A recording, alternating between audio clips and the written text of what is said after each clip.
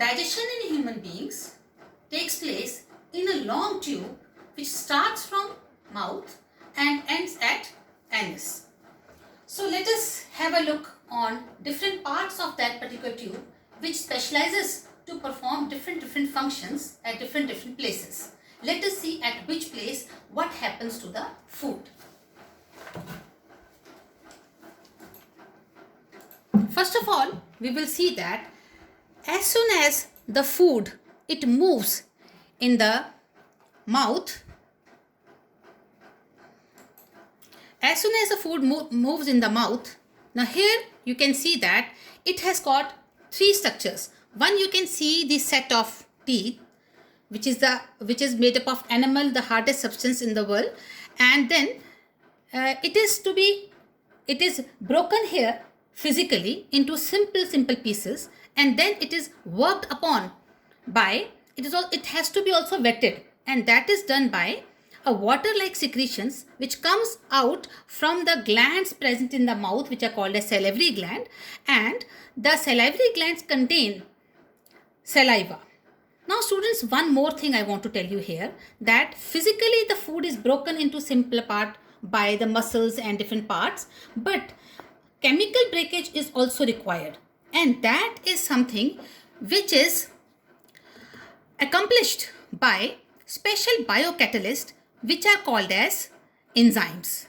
And students, in this whole process you have to remember the names of the glands which secrete these enzymes, and also the name of the particular enzyme, and also how that particular enzyme works upon the food and converts it into which form. So first of all comes the mouth, where I have told you that there is a gland present, salivary gland, which secretes the saliva, and the saliva contains the salivary amylase. Salivary amylase works upon the starch and converts it into glucose. So you must have sometime observed that when you eat a bread which has got no taste, but if you continuously masticate it in your mouth, you will see that after some time it becomes sweet, because it has got salivary amylase which converts the starch of the bread into glucose.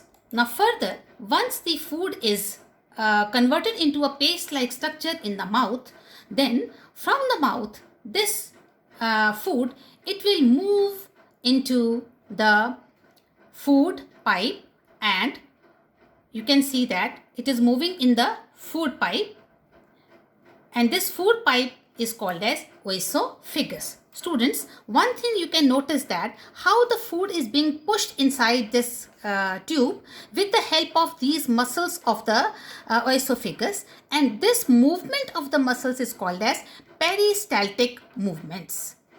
And these peristaltic movements it is present in throughout the alimentary canal and helps the food to push ahead. Now you can see that the food is moved inside a muscular organ, J-shaped structure, which is called as stomach.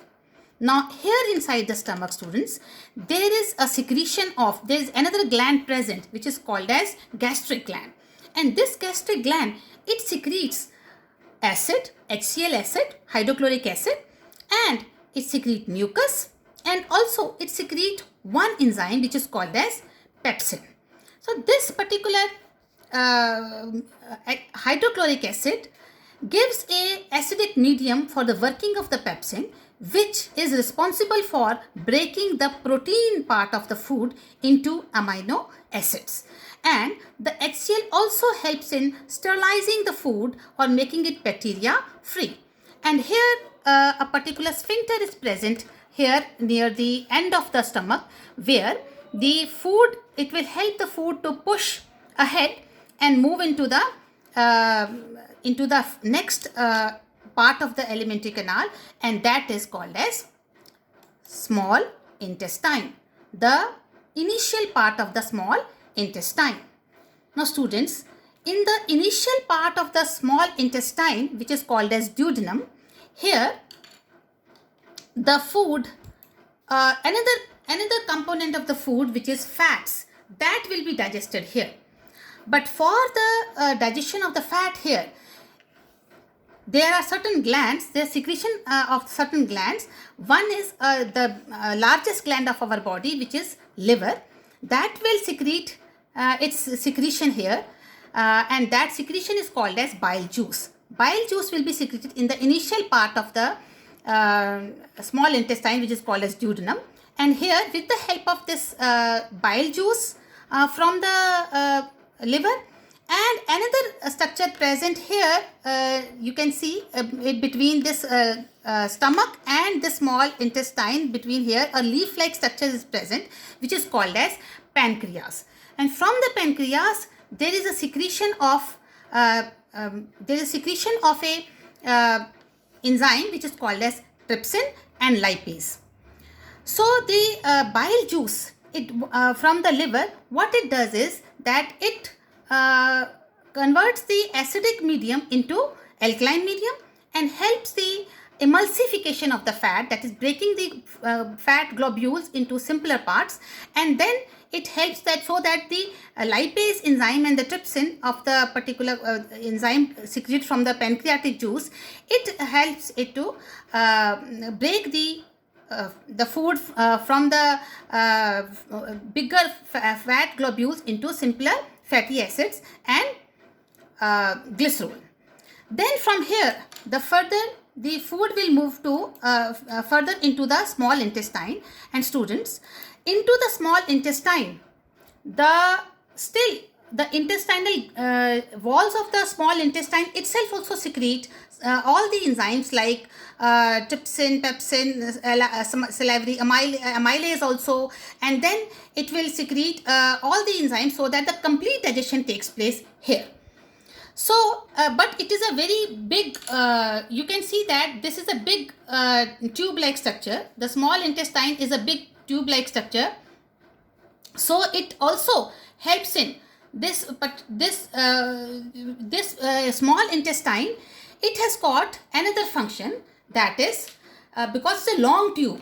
Its name is although small intestine, but it is actually the very long tube, and it actually helps in the wall inside the small intestine is thrown into finger-like projections, which are called as villi, and they are thickly from all where they are thickly supplied with blood vessels so that they can absorb the digested food, a very, very important part of the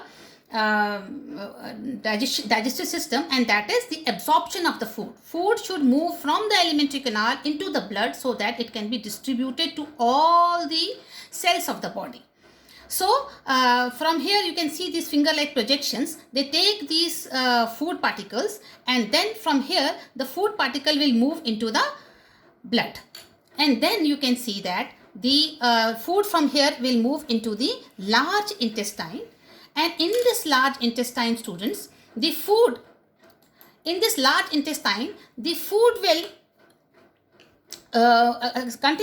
continue to move, and then here the water which is present in the food will be absorbed here, and then the food, undigested part of the food which could not be digested by the alimentary canal, that will move ahead, and then it will be stored sometime here in the last part of the large intestine, and then when it will be accumulated in a bigger form, then it will be thrown out of the body through the anus.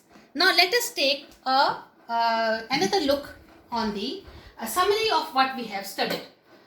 You can see that the digestion started from the mouth. Here teeth were present, and those teeth they broke the food and helped in chewing of the food. There was tongue which helped in swallowing, and there was salivary gland which helps the saliva to which had a salivary gland, salivary amylase which converted starch to sugar. Then oesophagus is the pipe which connected the mouth to the stomach, and then from the stomach, the gastric glands of the stomach, it had the hydrochloric acid which provides the acidic medium, it had pepsin which digested the proteins, and it had mucus which protects the inner lining of the stomach. Then we'll see that we have small intestine. Small intestine is very long in herbivorous animals because they have to digest the cellulose part, and then in other animals it receives the secretion from liver and pancreas. Liver has bile juice, which breaks the large globules of fat into smaller ones. Pancreas has pancreatic juice, trypsin to digest protein, and lipase to break the emulsified fat. And intestinal juices, which are present here, it converts the protein into amino acids, complex carbohydrate to glucose, and fats to fatty acids and glycerol. Here in the small intestine, the complete digestion takes place. And then the in the small intestine, the absorption of the food also takes place with the help of villi. And then the food will be assimilated, and by the blood takes the food to the different parts of the cells where it will be assimilated, and the undigested food will be stored in the large intestine. In the large intestine, the water will be absorbed, and then the undigested food will be thrown out through the anus. So after the recapitulation, students, you can just do these certain questions and that will help you whether you have understood the whole lesson or not. Try doing these questions. If you can answer them, that means you have understood it. Otherwise, you can see this video again and again and clear your concept. I hope today's this lesson was a little clear to you.